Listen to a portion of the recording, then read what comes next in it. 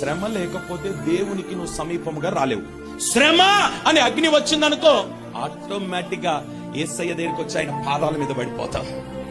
శ్రమ లేనిదే సింహాసనము, శ్రమ లేనిదే మోకాల జీవితం, శ్రమ లేనిదే ప్రార్థన జీవితం రాదు.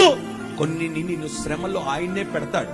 ఎందుకు పెడతాడనంటే నువ్వు కాస్త దూరంగా ఉన్నావు, ఆయనకు దగ్గర తీసుకొని రావడానికి అడ్డుగా ఏమున్నాయో వాటిని ఆయన తొలగించి నిన్ను దగ్గరికి తీసుకొచ్చుకుంటాడు.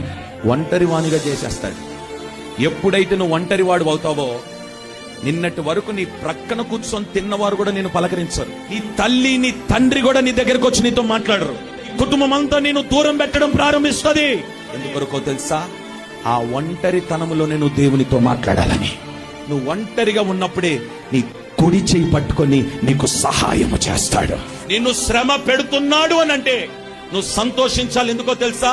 ఈ శ్రమ నాకు మేలాయను.